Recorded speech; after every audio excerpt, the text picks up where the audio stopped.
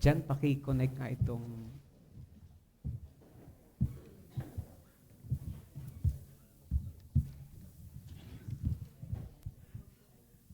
Nais ko pong umpisahan ang ating pong pag-aaral na ito, pagsasanay sa salita ng Panginoon. Ano ho? At makipagbukas po kayo sa akin sa Matthew chapter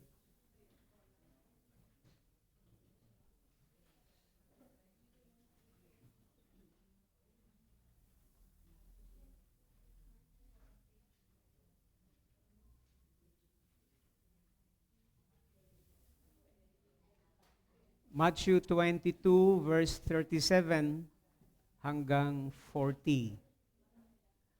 Okay? Ang sabi po ng salita ng Panginoon, and he said to him, "You shall love the Lord your God with all your heart and with all your soul and with all your mind. This is the great and first commandment. And the second is like it. You shall love your neighbor as yourself." Verse 40, on these two commandments depend all the law and prophets. Then makipagbukas din po kayo sa akin sa Matthew 28 verse 18 to 20. And Jesus came and said to them, "All authority in heaven and on earth has been given to me. Go therefore and make disciples of all nations, baptizing them in the name of the Father and of the Son and of the Holy Spirit, teaching them to observe all that I have commanded you, and behold, I am with you always to the end of the age." Yung dalawang talatang yon na aking pong binasa, Matthew 22 verse 37 hanggang 40, ay dito po nakasaad yung tinatawag na Great Commandment.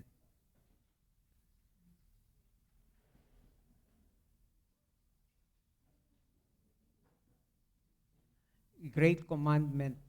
Ito yung dakilang utos. Ano ho? At yung Matthew 28:18 hanggang 20, ito naman po yung tinatawag na Great Commission, tagubilin.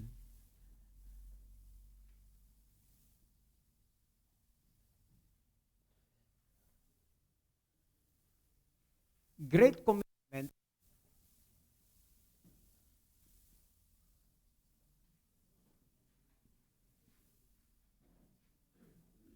wala pa po dyan sa lesson outline nyo.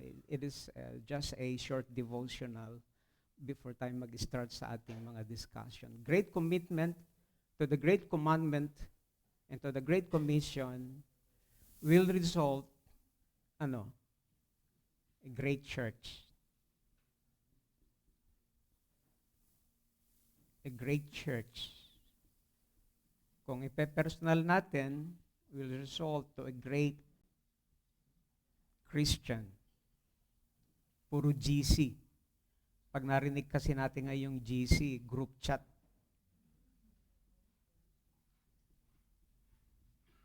Meron tayong 5 pangarap para sa Santa Cruz Baptist Church. Ako personally, bilang inyo pong pastor, ito po yung parang pinakang tibok ng puso ng Panginoon na Kanya pong inilagay sa akin out of love for Him and out of love for the church. Na pangarap na ang Santa Cruz Baptist Church ay magkaroon ng dakilang commitment sa Great Commission na magre-resulta ng SCBC Church ayon sa plano ng Panginoon. At tayo bilang mga miyembro ay at dito sa dalawang commitment na ito, katulad ng mga na-discuss na natin nung mga nakaraan, dito po nakasaad yung ating core value ng SCBC. Worship,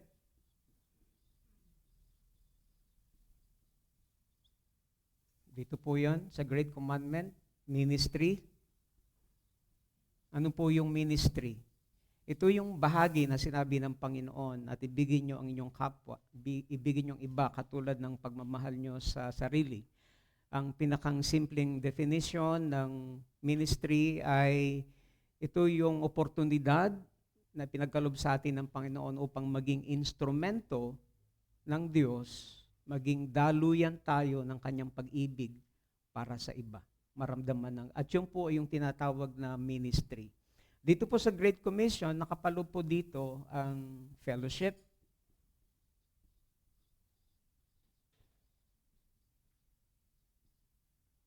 ang mission and evangelism,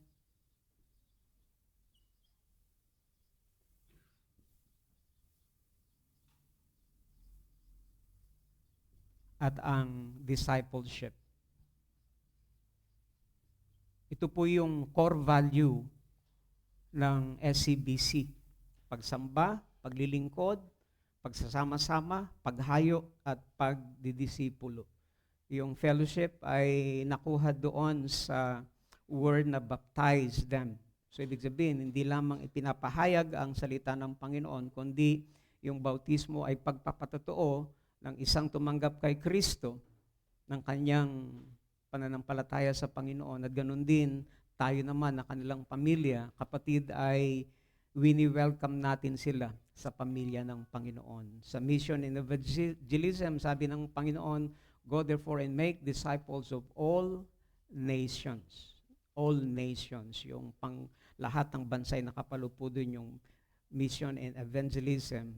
Tapos sabi, make disciple.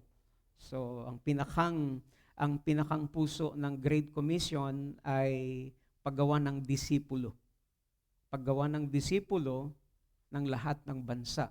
Paano tayo gagawa ng disipulo? Hahayo tayo, babautismuhan sila, tuturuan. Pag isinagawa natin yung tatlong hakbang na yon, gumagawa tayo ng disipulo. At ito po yung parang pinakang foundation kung bakit natin ito ginagawa. Subalit nais ko rin pong ipadama sa inyo yung sense of urgency on why we are doing this. Makikita po natin ito sa Matthew 24 verse 14. And this gospel of the kingdom will be proclaimed throughout the whole world as a testimony to all nations, and then the end will come. Kahapon nangyari yung 7.6 na lindol nung isang linggo sa Cebu. At marami ang makikita natin sa mga posts sa Facebook, naroon yung mga prayers, kahit sino, na ingatan tayo ng Panginoon doon sa intensity 8 point something na tinatawag na big one na kikilos dito sa Marikina Fault. At ako'y medyo nag-iisip dahil doon mismo kami sa lugar na yon sa San Pedro, dinaanan ng Marikina Fault.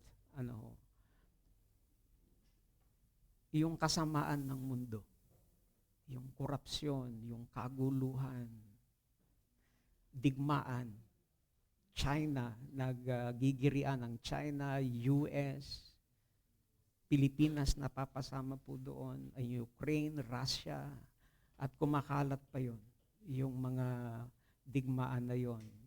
Alingaw-ngaw ng digmaan ng bansa laban sa kapwa bansa. Actually, yung bansa na yon na tinutukoy sa Matthew 24, yung signs of the ages, ay hindi basta political nations. Hindi lamang basta political nations, kundi mga ethnic group. Ethnic group na yung Muslim, pinapatay itong mga ganito, itong mga tribong ito, at nakakalat yon sa iba't ibang panig ng mundo. Mga iba't ibang tribo na nagpapatayan, kahit dito sa Pilipinas, nararanasan natin yon.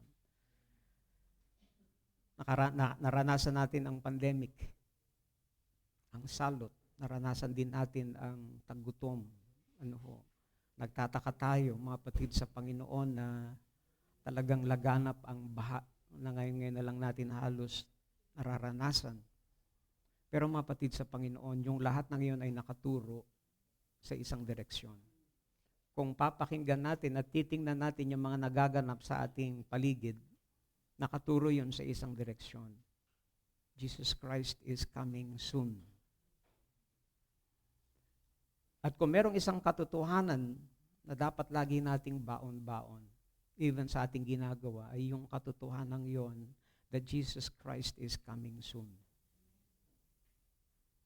First conviction, this Jesus Christ is coming soon.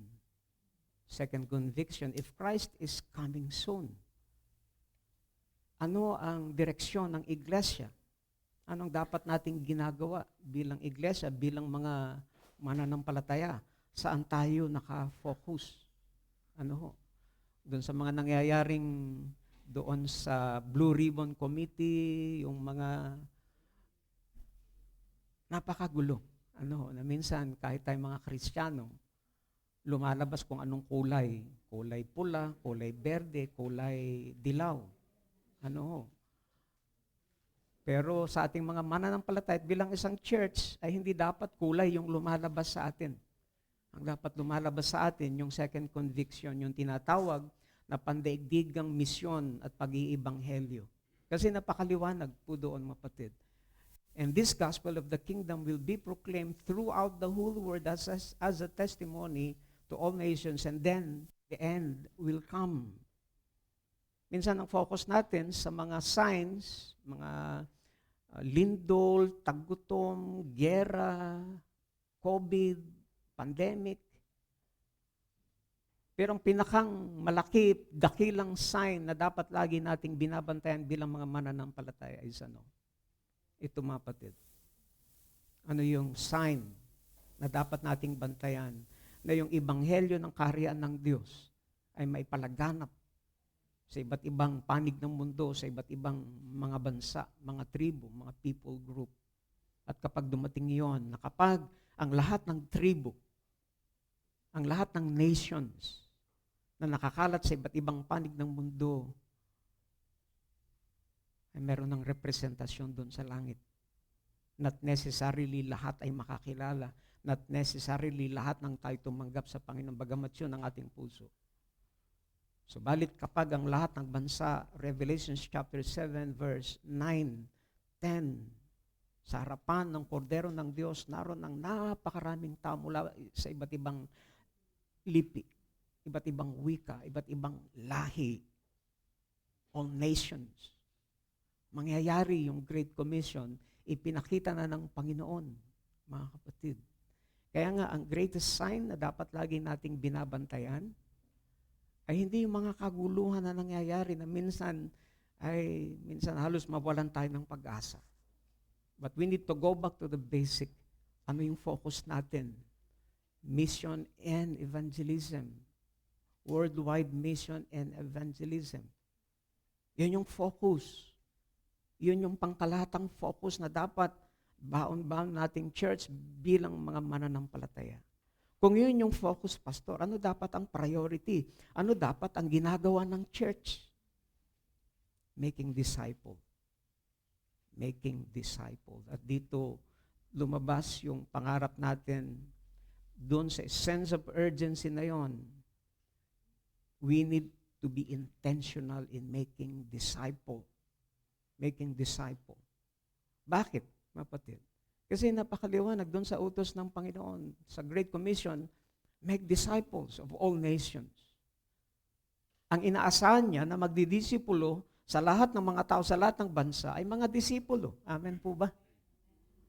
Disipulo. Hindi niya aasahan na yung ang inaasahan niya, church na nagdidisipulo. Ang inaasahan niya ay mga disipulo na dumaan sa pagsasanay, sa paghahanda, sa pagbabago, upang kapag ginamit ng Panginoon ng Iglesia, tayo dalhin, abutin ang iba't ibang panig ng mundo sa mga bansa. Meron tayong bahagi. Yun yung priority natin. Yun ang dapat pinagkakaabalahan ng church. Making disciples. Making disciples. Sa ngayon, ang mga churches ay masyado ng abala. Iba ang hamon ng ministry ngayon, mga kapatid. Iba ang hamon. Hindi katulad ng mga 1980s, 1970s. Minsan, ang church ay ipinipresent as a commodity. Commodity. Kapag wala kang ganito, wala kang facility, ay kawawa. Pupunta dun sa mga church. Pero, ano ba talaga dapat ang focus natin? Making disciples as a church. Kung sa atin namang mga mananampalataya, anong aking accountability? Anong ating tungkulin? Ako mismo, tayo mismo, ay matiyak natin na ako'y namumuhay bilang isang tunay na alagad ni Kristo. Sabi nga, you cannot disciple someone if you are not one yourself. Hindi ka pwedeng magdisipulo ng isang tao na kung ikaw mismo hindi disipulo. Pakitanong nga po ang inyong katabi, ikaw ba'y disipulo? Anong sagot? Anong sagot? Anong sagot po nung katabi nyo? Amen. Naku, yun yung problema. Hindi pa naman tinatanong, kaninong disipulo? Baka mamaya, ikaw ba disipulo ikaw ba disipulo ni Kristo? Amen. Amen po ba? Now, at dahil doon, mga kapatid, sa Panginoon, nais kong hamunin sa biyaya at salita ng Panginoon, hamunin ang bawat isa sa atin na mangarap para sa iglesia. Meron akong ibibigay na mga papel. Nasaan na yung aking pinutol-putol na papel? Ito. Susulat po kayo dito. Okay? Para at least magkaroon tayo ng isang damdamin. Pakipasa. Kumuha po ang bawat isa ng isa tapos pakipasa. 7 to 10 years from now. Tumanaw kayo 7 years or 10 years from now. Ay ilang taong ka na po ngayon, Brother Ding? 65. 69. Tumanaw ka, Brother Ding, na ikaw ay 79 years old na at malakas pa at matikas, makisig. And then, 10 years from now, tingnan mo ang SCBC, anong nakikita mo sa SCBC? So, yun pong isulat po nyo dyan sa papel na yan. 10 years from now, tumanaw po kayo ng 10 taon mula ngayon.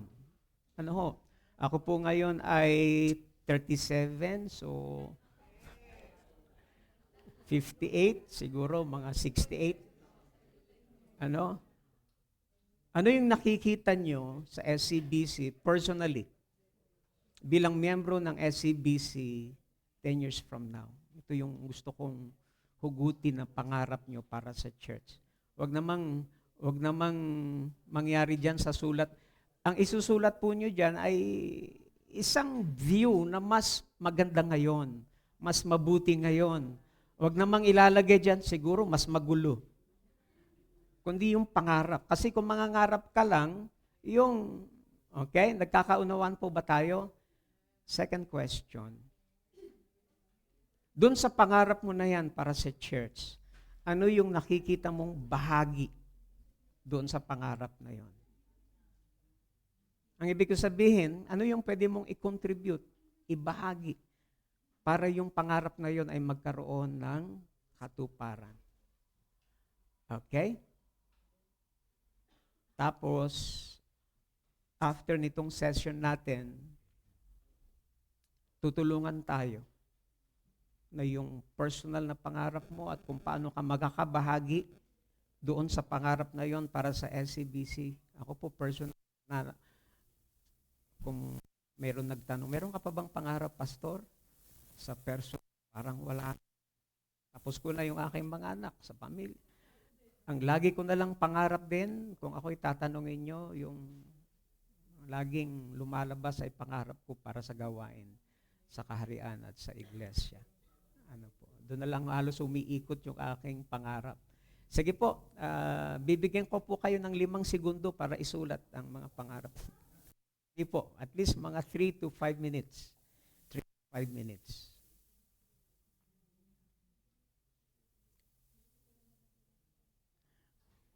Doon sa mga kapatid na inaalala, baka English itong aking outline, wag po kayong mag-alala. Itatagalog ko po yung aking pag-i-explain. Kung gusto nyo naman ay Ilocano, okay lang. Kami lang ni Ate Neri ang magkakaintindihan.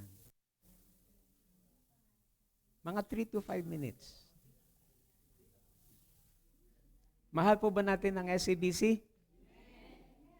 Kung mahal natin, di ba pag mahal natin ang ating mga anak, meron tayong mga pangarap sa ating mga anak eh. Kaya kapag mahal natin ang SCBC, ay hindi pwedeng wala kang pangarap para sa SCBC. Tama po ba? Kayo naman, dito sa mga galing sa lupang katuparan, 10 taon po mula ngayon, ano kaya ang LK, SCBC LK? Ayun. Pangarap po niya.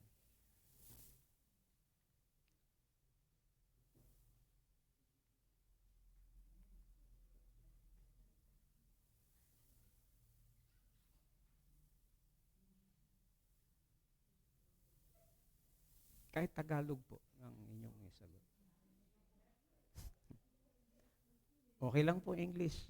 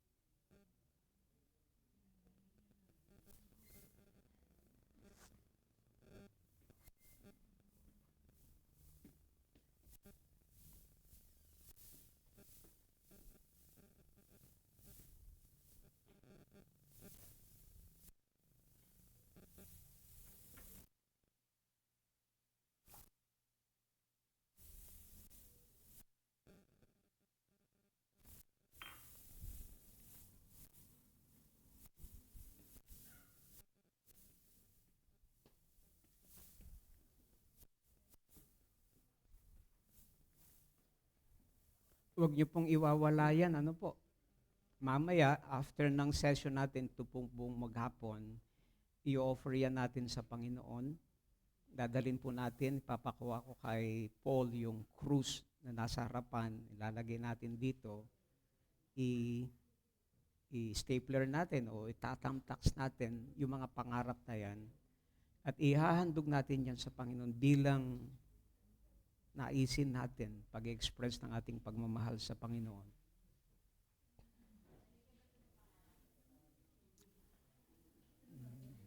Pwede naman po. Pwede naman.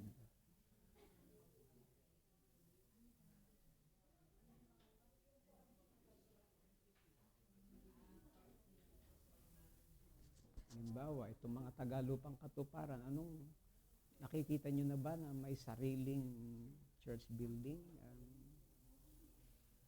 5 palapag na story.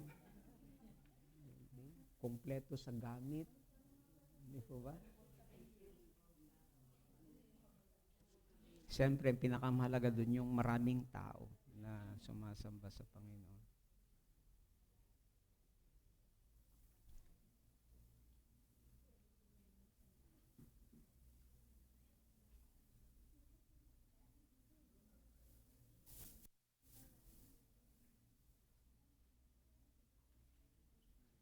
Tapos na po?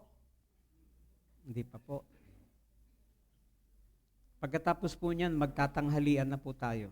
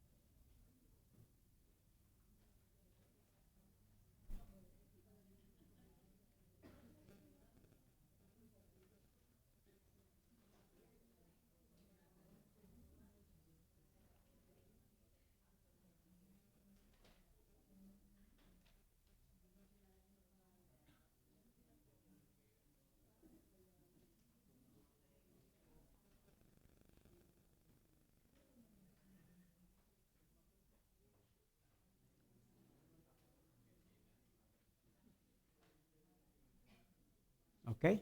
Mamaya nyo na lang po tapusin. Alam mo. So, sasample lang ako ng isa or dalawa. Okay? Baka gusto nyo mag-volunteer. Tanungin ko yung mga taga-lupang katuparan kung ano yung pangarap nila sa lupang katuparan. Nasa inyong mic. Tayo, pakitayo.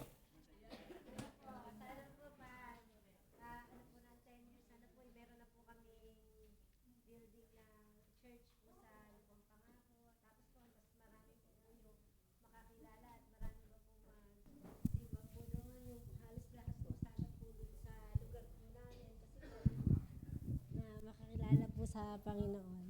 Tsaka po sana mas malaki para hindi na po kami binabaha. Okay? Yun po'y pangarap ng isang diakonesa. Okay, para sa SCBC. Para sa SCBC. Anyone na gustong mag-volunteer?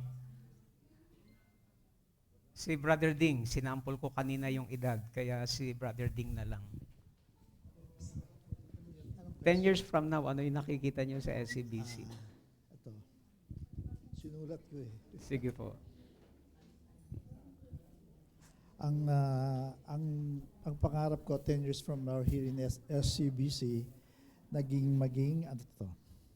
Will be a great disciple-making church.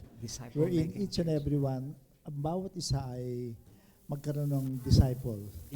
Yan ang pangarap ko sa ating church. Praise the God. Praise so the para Lord. lumago ang mga miyembro. Para bang sinasabi mo, Brother Ding, ay you will be an intentional disciple maker.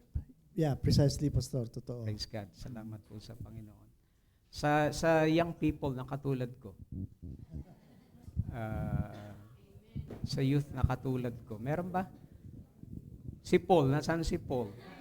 Kasama ko yan si Paul. natutulog. Paul, Ikaw. Okay, Paul. Yung mga bata po na tinuturuan sa mga outreaches, sa mga lubuin at kahit sa lupang katuparan ay maging disipulo na rin po, Pas. Amen. Praise God. Pero hindi mo nakikita sa sarili mo na may pamilya na? Ako magre-react yung mami. Magre-react yung mami, yung mama. Okay. Somebody from sa kababaihan, Mr. Frida.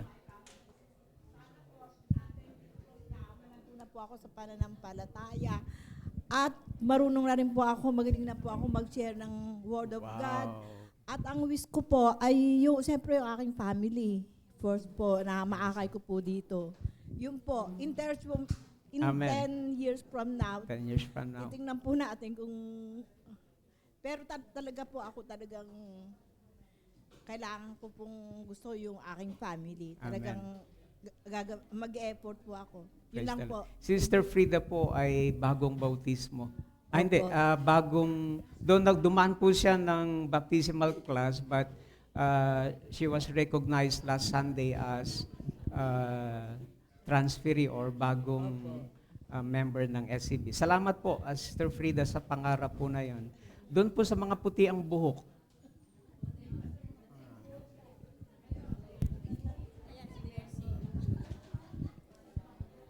Basahin ko na lang po itong sinulat ko. Sige po.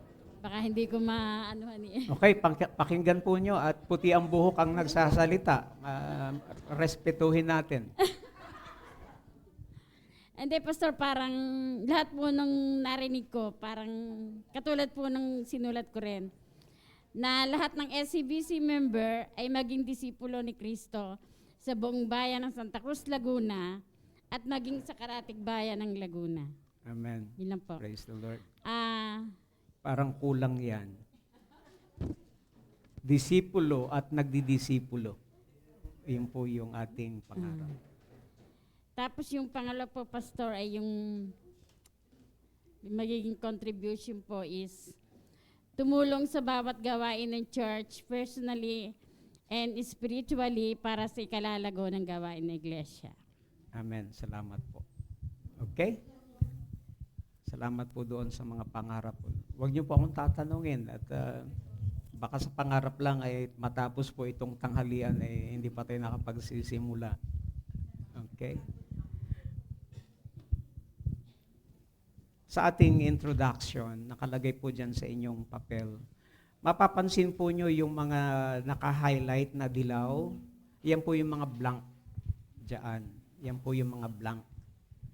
So, nakalagay po dito sa ating introduction, ang pinakang title, SCBC, let us be an intentional disciple-making church. Okay? Paliitin natin, mga kapatid, let us be an intentional disciple-making Christian. Okay? Kung tayo ay leader, mga kapatid, let us be an intentional disciple-making leaders. Okay? So, yun po yung mga aspetong yun. Dito po sa ating introduction, nakalagay dyan, from activity to intentionality. Bakit ko po inilagay po yun? Sa kapanahunan po natin, kung tatanungin mo ang isang miyembro ng isang iglesia, ang ibang church ay lumalago. Oo naman. Kayo po yung aking tatanungin bilang miyembro ng SCBC. Ang SCBC po ba ay lumalago? Paano nyo nasabing lumalago? Okay. Kaya mahalaga po yun kasi napakadaling sabihin ang sukatan ng kasiglahan ng iglesia ay maraming gawain, maraming programa, maraming pinagkakaabalahan, at iba pa. Tapos, yung ang iba, narinig ko sa pag-aaral ko noon, 3 B, para masabi mong successful or doing good, doing fine ang church. Number 1 is baptism. Ibig sabihin, ito yung mga tao.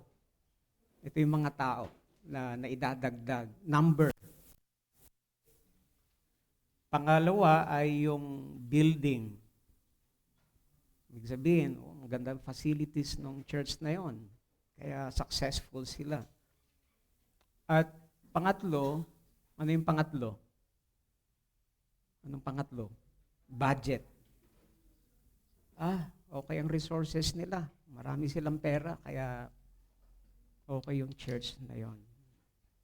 Pero kapag ganito ang naging pamantayan natin, kung tingnan natin, ang basehan natin ay kung ano lang yung nakikita natin, right? External. Pero kung ang Panginoon talaga ang susukat ng kasiglahan, kalakasan, at katagumpayan ng iglesia, ang mas tinitingnan niya yung panloob. Minsan, sa dami ng schedule, puno, napaka-busy ng church na ito. Ang daming naka-schedule dun sa kalendaryo. Maraming schedule. Pero minsan, kung titingnan natin, experience ko din bilang pastor, kung ating talagang pag-iisipan at kung ating sisiyasatin ng malalim, kalimitan merong kulang. May kulang. Ano yung minsan hinahanap natin? Yung bang, halimbawa, 10 taon na tayo nagpe-fellowship. Pero doon sa mga fellowship na yon, ang tanong, meron bang mga nababagong buhay? Meron bang mga lumilitaw na disipulo? Na yung disipulo na yon ay nagdidisipulo. Kasi nga, mga kapatid sa Panginoon, ang tunay na pagkakaiba ng iglesyang abala. At doon sa iglesyang ninanais ng Panginoon ay ang pagiging intentional sa layunin niya, sa naisin niya, at makita. Kasi nga, marami, talagang eksperto sa paggawa ng mga programa, ng mga gawain. Pero wag nyo ipagkamali na sinasabi kong mali po yun, yung pagkakaroon natin ng maraming programa. Pero ang tanong, paano ba tayo gumagawa ng programa? Paano tayo gumagawa ng programa? Usually, sige, naisipan natin, ano bang maganda kasi natapos natin itong ganito last year. Ano naman ngayon, this year. Pero kung titingnan natin yung sistema ng pagpaplano, sisiyasatin muna natin, ano ba ang pangangailangan ng church? Halimbawa, kung kayo'y tatanungin ko ngayong hapon, ano yung mga bagay na pwede mong sabihin, ang SCBC ay okay dahil? Meron pa kayong idadagdag doon? Idudugtong? Ang SCBC ay okay ngayon kasi ano? Magbigay nga po kayo ng example. Kasi, yun, ina-analyze natin. Pero, ang kasunod ng tanong na yun, kapag programa, dito mo huhugutin. Mas okay ang SCBC sa susunod na taon kung ang nais natin, okay ng SCBC, o pwede mo lang ituloy yun, pero walang pagbabago.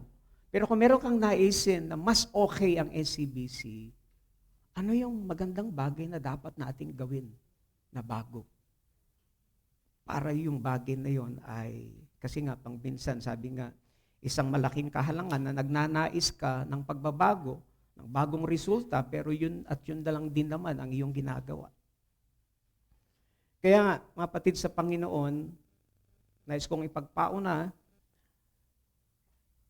ng intentional disciple-making church. Hindi ito umiikot sa mga programa, hindi umiikot sa personalidad, kundi ang pinakang sentro nito at ang layunin ay ang pagsunod sa dakilang utos, at dakilang tagubilin.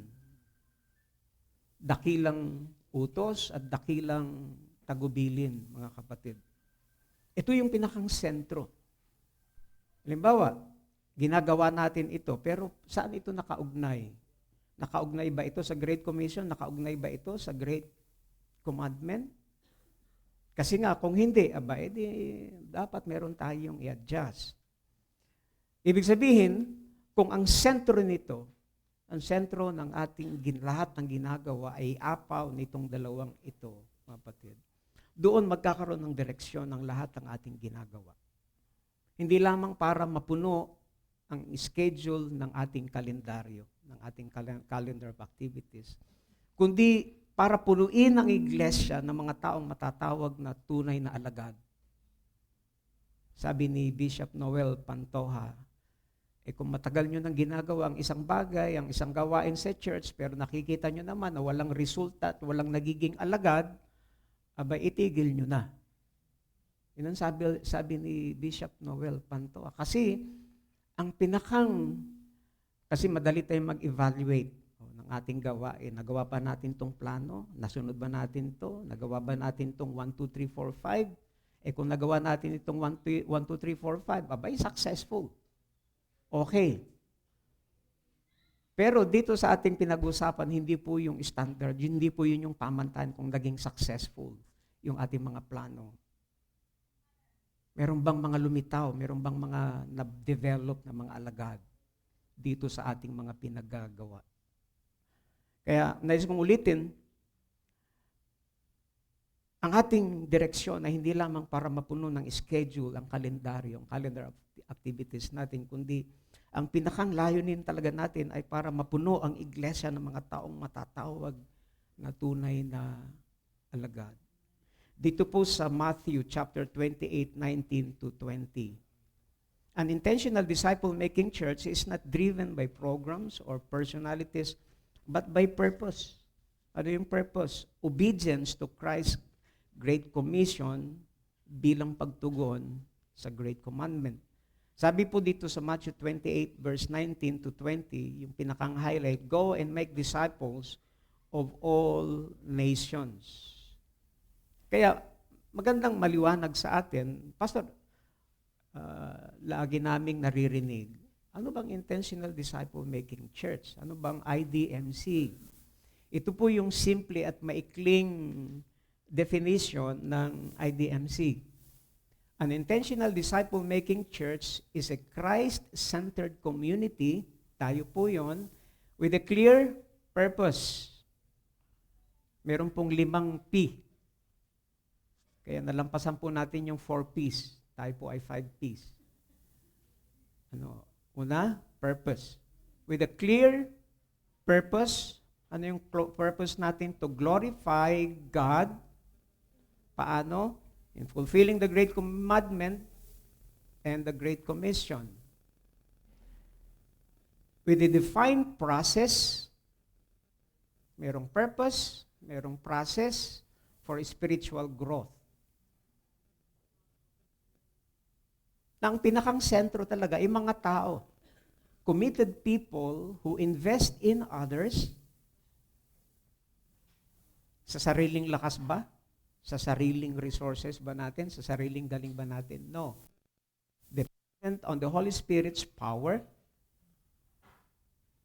Kung merong purpose, kung merong process, kung merong people, at ginagawa natin yon sa kapangyarihan ng banal na Espiritu, ano ang dapat nating makita? Producing the product. Ano yung product? Of transformed disciples who mature, multiply, and reflect Christ in everyday. Nais ko pong ulitin. Basahin nga po natin ang sabay-sabay. 1, 2, 3.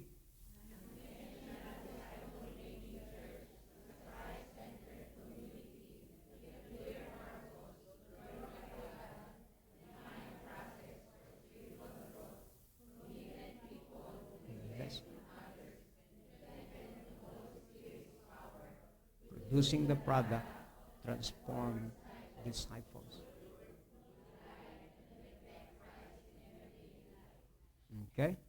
Unang assignment, memorize. Okay? Baka, kaya lang, gusto ko nang bawiin kasi marami napapansin ko. Sige, memorize nyo yan. Tatanungin ko yun next. Nangangawala. Okay, nice kong ulitin.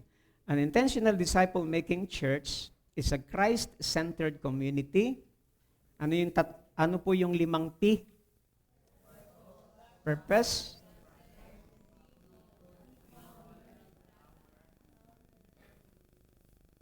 Purpose.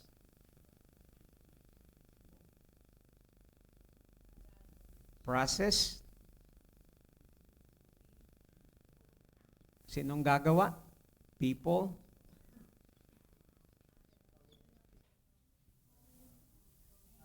Sa power ng Holy Spirit. And product. Ano yung product? Ano yung product? Ang product, transform disciples who mature, multiply, reflect Christ in everyday life. Minsan madali kasi, disciple ko yon. Ako ingat na ingat po doon. Marami na kasi ako narinig, yung 3 kabataan yun, disciple ko yon. Sabi ko sa bulong-bulong ko sa sarili ko, kaya pala ganun ang ugali din. Hindi dapat nating tawaging ating disciple, kundi disipulo ni Kristo. Ano ho? Kaya nga dito sa product na ito, meron ka na bang na-disciple? Anong klaseng disciple? Tayo po ba yung mga disciple? Lahat po ba nang naririto ay mga disciple? Pakita nyo nga ang iyong katabi, anong klaseng disciple? Anong klase kang alagad? Okay? Ang bawat isa po ba na naririto ay alagad? Pakita nyo nga po ang iyong sarili, anong klase akong alagad? A certain kind of disciple. Ano ho?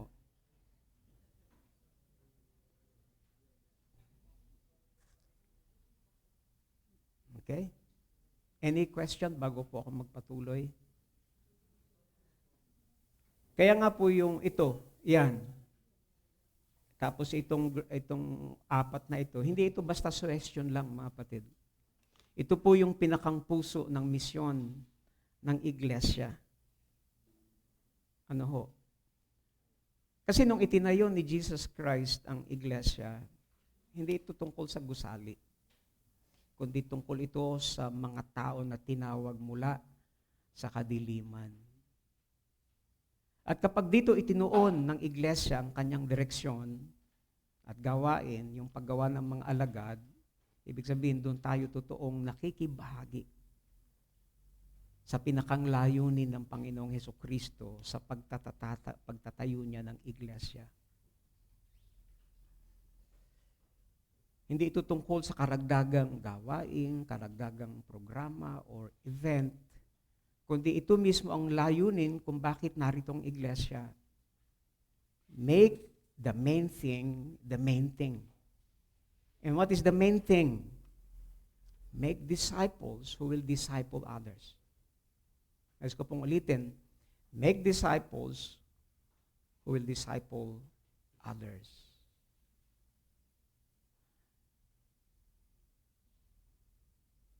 At maging katuwang instrumento ni Kristo sa pagbabago ng buhay ng mga tao. For Santa Cruz Baptist Church, this call is both a reminder and a roadmap. A roadmap. Ano? Praise the Lord, pinagpala tayo. Narito ang mga leaders ng mga ginagamit ng Panginoon, matatatag na. Maraming naglilingkod, maraming nagvo-volunteer, maraming gusto rin maglingkod sa Panginoon. Last Sunday, humamon po ako na kung meron sa inyo na gusto pong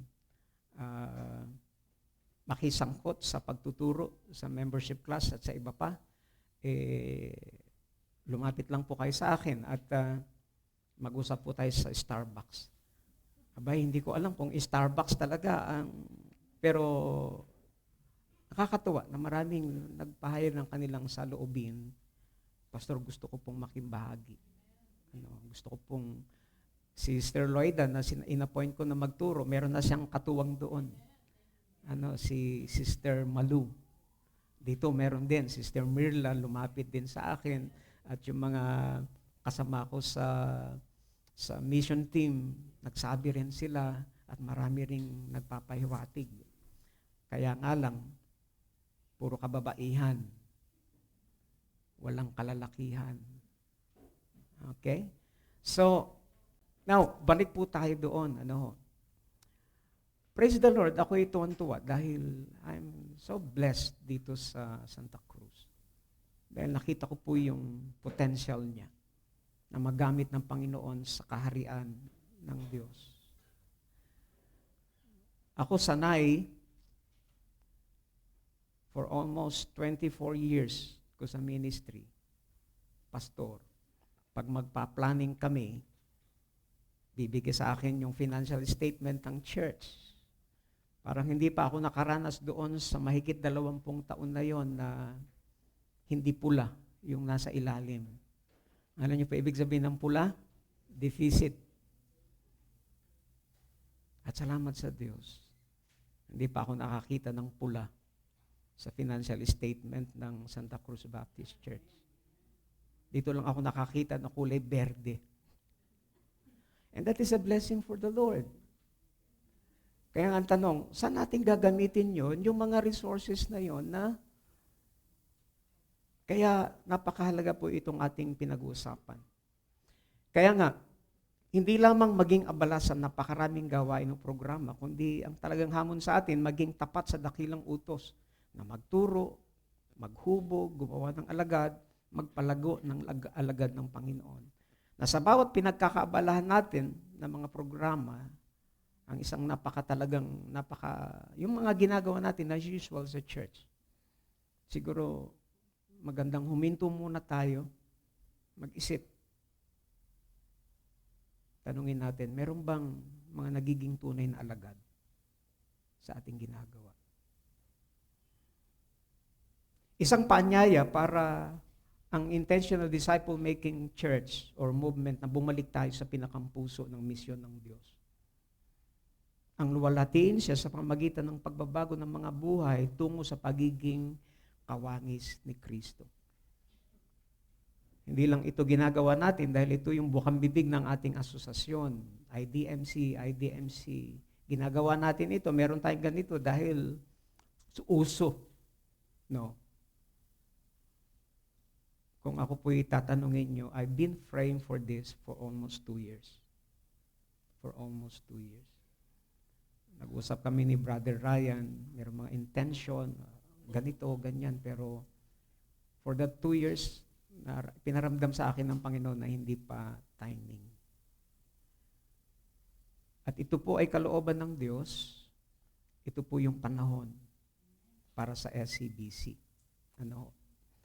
Kaya nga, dito po sabi rito, our key points, busyness is not the same as fruitfulness.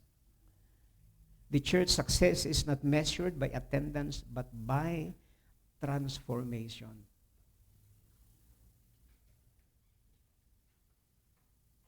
Napakagandang pag-isipan, ilan ang membro nyo doon sa church? Kaya pag nakita natin maraming dumadalo, praise the Lord, we are doing good. Pero yung mas malalim na pagtingin ng Panginoon doon sa dinadamit, actually the question really is not how many members. Ang talagang tanong, para doon sa puso ng Panginoon para si church, ilan ang disipulo? Ilan ang disciple? Kaya nga, to understand this clearly, our goal for this session is to understand what makes a church fully intentional in disciple making. Merong 5 P. Purpose, process, people, power, and product. Parang mga haligi itong 5 ito. Ilan yung haligi nung itinatay yung building doon sa labas? Parang 5 6. Parang ganito rin. Merong 5 na haligi. Purpose, process, people, power. Parang haligi ang bawat P na ito, mga puntos na ito ng isang matatag na gusali. Na kapag pinagsama-sama, bumubuo ito ng isang movement na malalim ang pagkakaugat. Totoo sa gawain at handang magparami ng mga alagad. Sa madaling sabi, ito po yung blueprint ng isang iglesia. Na may direksyon, may malalim na pundasyon, matibay, at nagsasakatuparan ng misyon ng Panginoon.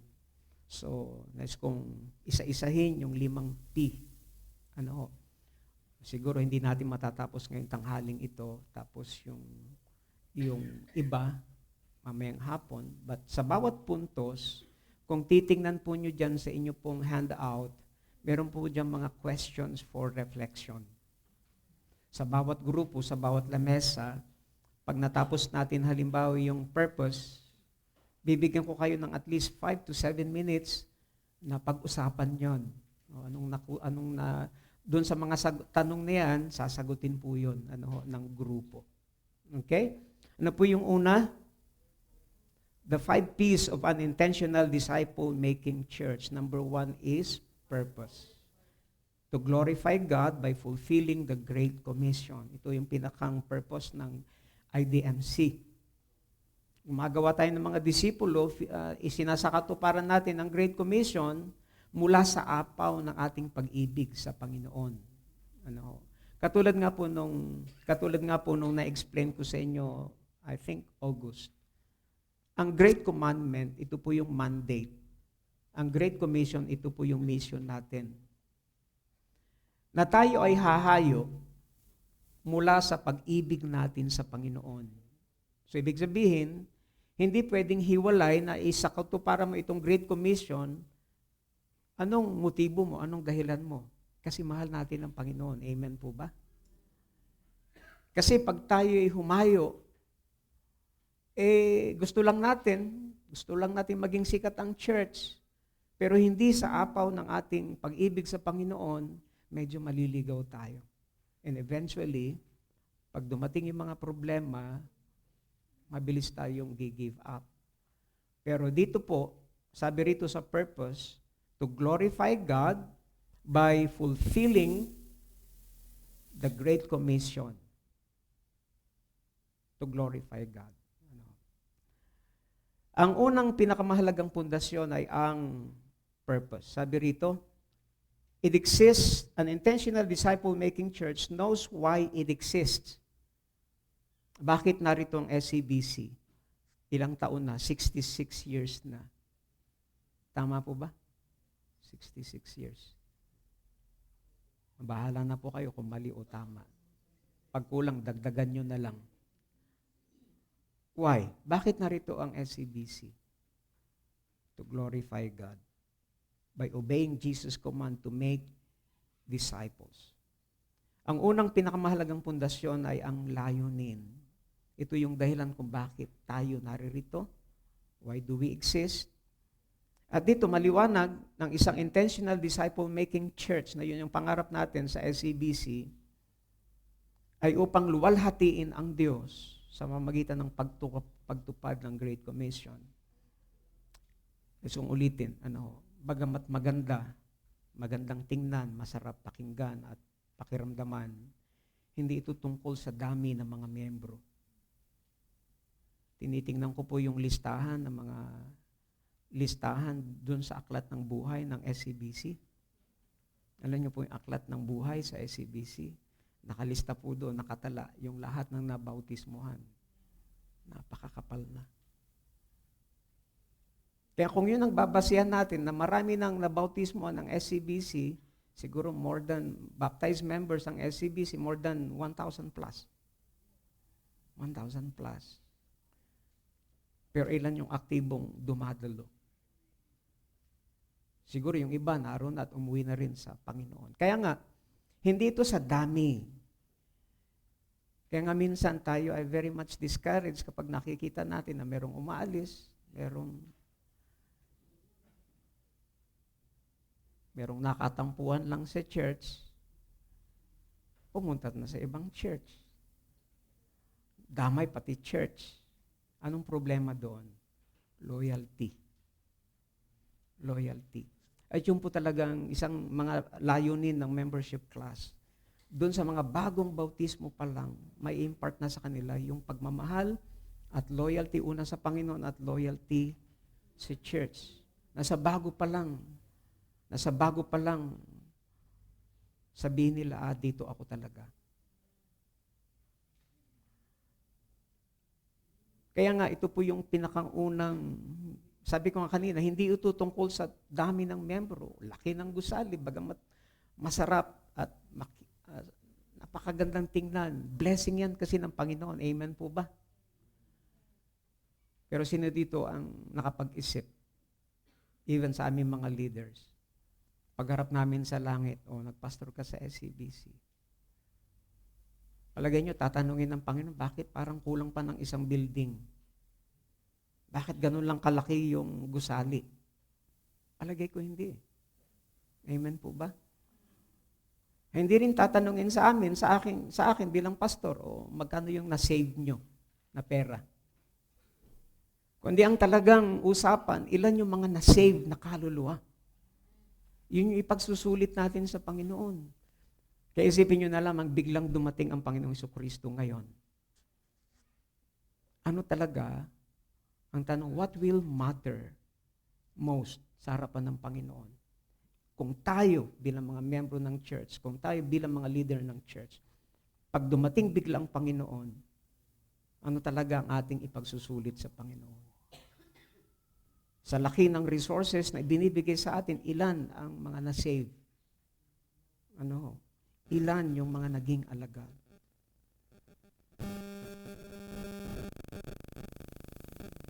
Tatapusin ko lang po.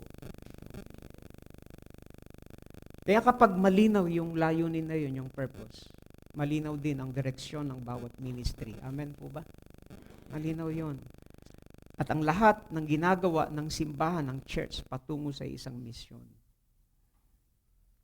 Bakit nagkakaroon ng division? Bakit merong division?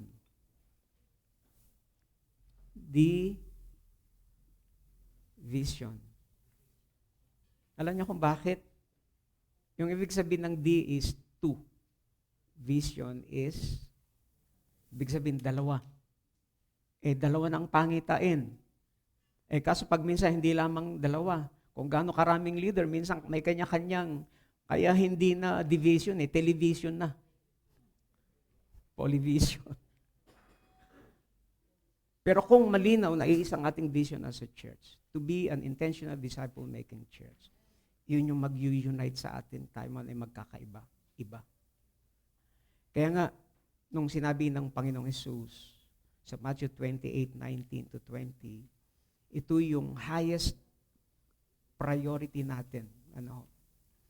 Hindi natin layunin ang, kumbaga, makilala, maging sikat, o manghikayat ng papuri ng mga tao, mga commendations ng tao. Kundi ang pinakang layunin natin is what? Sumunod kay Kristo. Dito umiikot sa isang layunin ng bawat programa, bawat pangangaral, bawat ministry, even sa maraming fellowship nating pinoprograma. Ang ihatid ang mga tao sa ganap na paglago kay Kristo. Minsan, ang basihan natin ng successful fellowship, ang daming dumalo.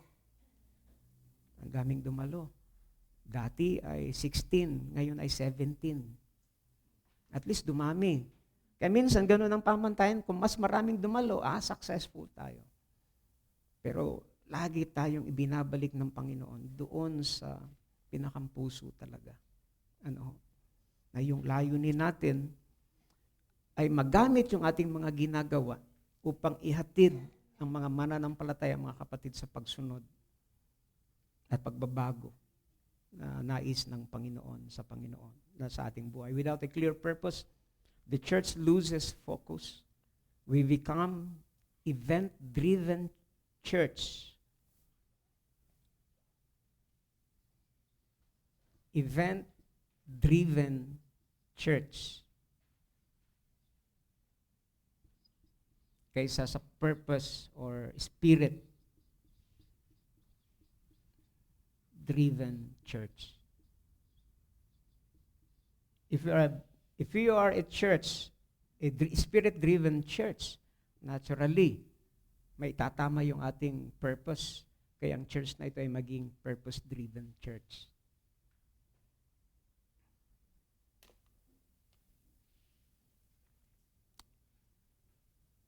Event-driven church in the sense na abala sa maraming bagay pero tuyo.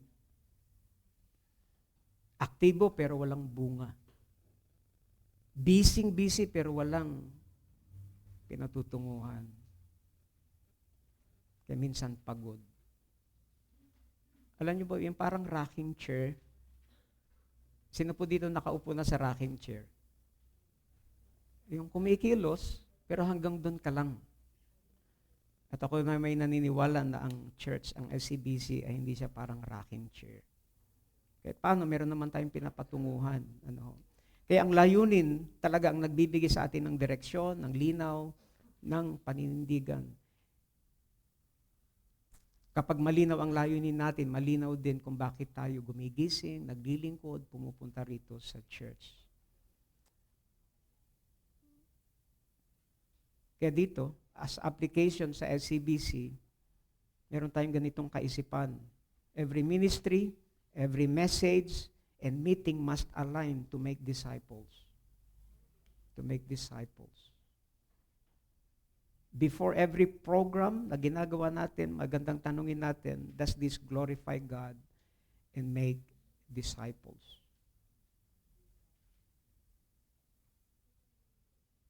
Doon sa mga tanong na yan, at kapag hindi malinaw yung ating sagot, ano pong mensahe? Siguro, it's about time na magkaroon tayo ng adjustment. Kung hindi malinaw ang sagot, kailangan natin magkaroon ng realignment Saan? Sa layunin ng Panginoon. Halimbawa, ang worship team. Anong pinakang layunin ng worship team? Hindi lamang umawit, hindi lamang mag-lead ng worship, kundi yung mas malalim na layunin ay akayin ang mga kapatiran to usher the congregation na makatagpo ang Diyos sa kanyang presensya, a personal encounter with the Lord. Ang youth ministry, yung pinakang, hindi lamang para maging masaya, maging okay, maging abala, kundi maihanda ang mga kasama nila, mga bataang katulad nila, na sila yung mga susunod na henerasyon ng leader para sa church. At marami pang iba, sa women, sa men's ministry. Kaya nga, sa mga susunod na pagpaplano natin, sa next fiscal year, I believe kahit paano magkakaroon dapat ng pagbabago din on how we make plans. Every ministry, sabi ko nga, walang exempted na agency, walang exempted na committee. Even sa prayer ministry, pakitaas nga po yung membro ng worship, ng prayer ministry. Yan. Narito po sila. At mas marami po sa kanila ay minsan umattend yung, di ba umattend tayo doon sa prayer retreat sa Nagcarlan. Tinawag ang SCBC. Naku, halos puro puti ang buhok. Lapit sa akin yung isang pastor. Nilayuan ko nga nung matapos niyang sabihin sa akin, tamang-tamang SCBC pastor, Senior Citizen Baptist Church. Pero magandang hamon po yun. Even sa ministry, are we discipling others? Meron ba tayong nahihikayat ng mga mas bata-bata, mas mga kabataan para sa atin? Kasi kapag itong sentro, ang worship team, even ang teaching, evangelism, nagiging isang tinig, ang isang direksyon ang ating ginagawa. Ang itaas si Kristo at palaguin ang kanyang iglesia, ang kanyang bayan. Kaya nga, mapatid sa Panginoon, nagsisilbing protection din ng iglesia ang malinaw na layunin mula sa maraming mga distractions. Maaaring magbago ang programa, ngunit mananatili ang layunin. Maaaring magbago yung mga tumatayo, pero kapag iisang layunin, mamimaintain at protection yon para sa church. Maaaring mag-iba-iba rin ang estilo ng paglilingkod, ngunit hindi rin nagbabago ang salita ng Panginoon. Amen po ba? At sa dulo nito, isa pa rin ang mahalagang tanong na dapat nating itanong. Niluluwalhati ba natin ang Diyos sa pamagitan ng paggawa ng mga alagad? Sa pamagitan ng ating ministry? Kaya kapag ganito ang naging focus, even ang prayer ministry, hindi tayo masisiyahan na wala tayong nahihikayat mo, especially doon sa mas mga nakakabatang henerasyon. Actually, ang bawat ministry nga talaga dapat ay may kanya-kanyang grupo ng mga prayer intercessors. Ang worship team ba merong prayer intercessors na grupo ng mga kabataan na part ng worship team na ang trabaho nila, isa sa mga trabaho nila is to pray for the worship team. Ang kababaihan, meron ba kayo maituturing na grupo ng mga kababaihan na ang kanyang trabaho is to pray for the ministry?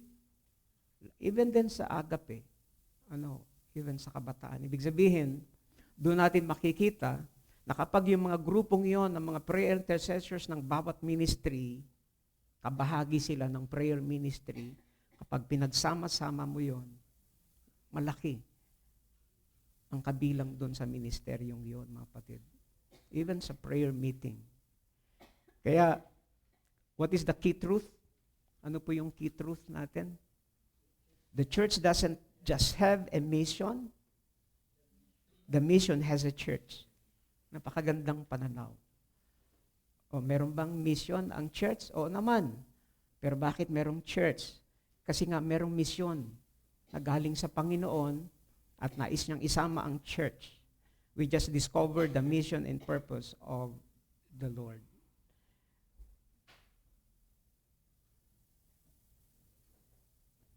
Okay, kaya paano natin maiaayon ang SABC ng bawat ministry? Magkaisa, magsimula sa pagkakaisa ng pananaw na lahat ng ministry mula worship hanggang CE, discipleship, ay may isang direksyon. Magpalago ng mga tagasunod ni Kristo. Amen po ba, mga kapatid? Nagugutom na po ba kayo? Malapit na raw. What are we doing? Ilang mga tanong, ilang mga reflection, questions of reflection, sasagutin po nyo dyan sa inyong discussion. How is God's glory seen in what we do as a church? As a church.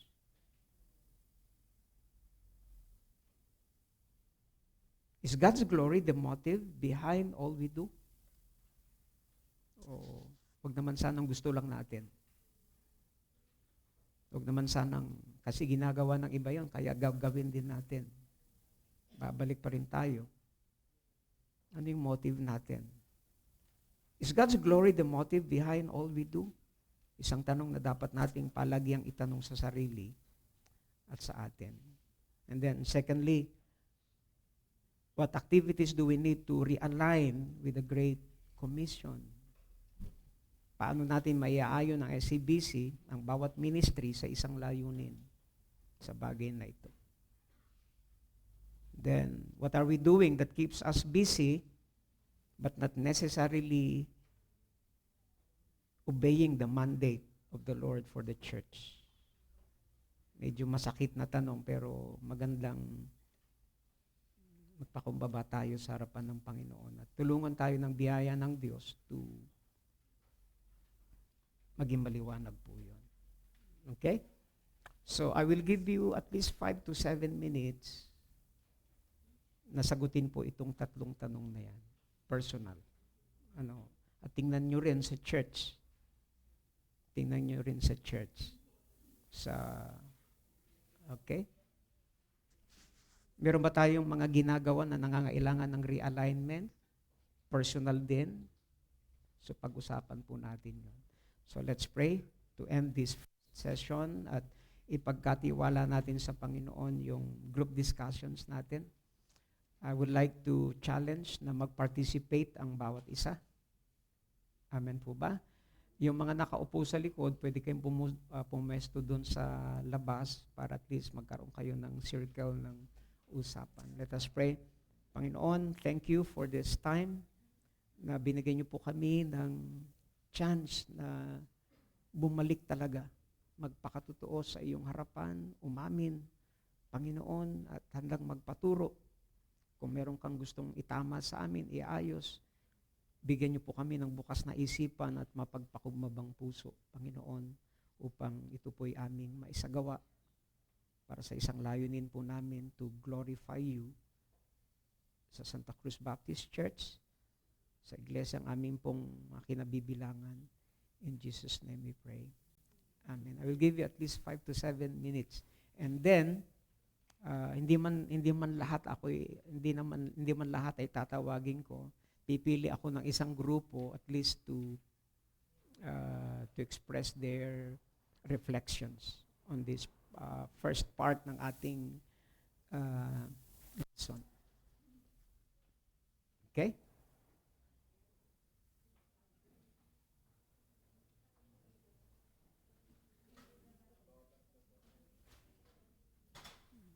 Sige. Mag-usap-usap po tayo, ano?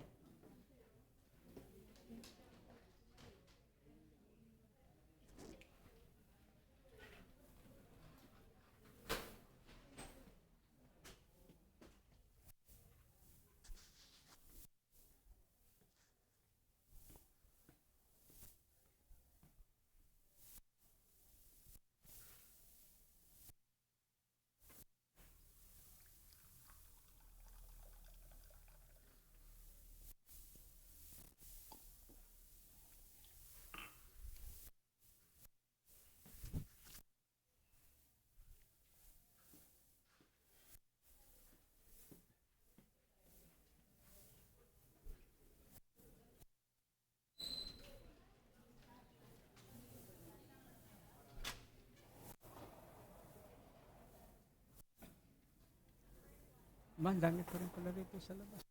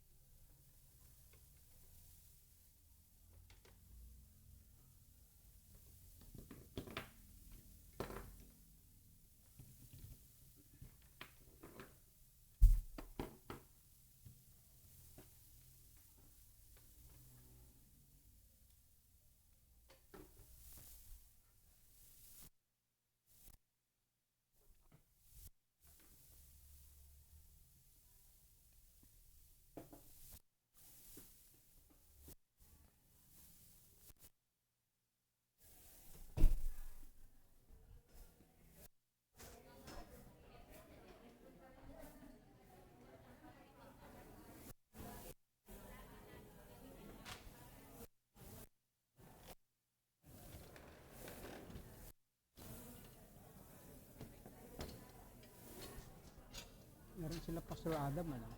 Sila Pastor Adam na rin, ano? Ano po yun? Pastor Adam po. Opo, sina Pastor Adam tsaka si Oliver po. Sama nyo na dito.